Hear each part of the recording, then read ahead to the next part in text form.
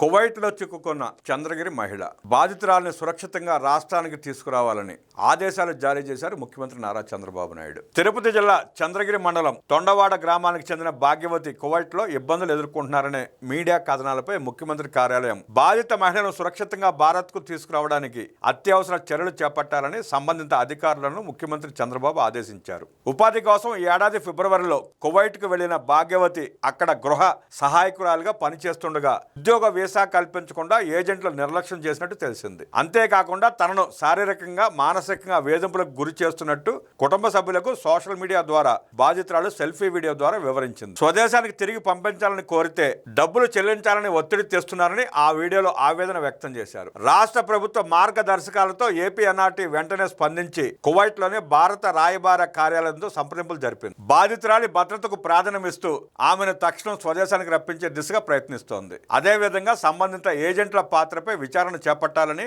అవసరమైతే న్యాయపరమైన చర్యలు తీసుకోవాలని అధికారులకు సీఎం సూచించారు.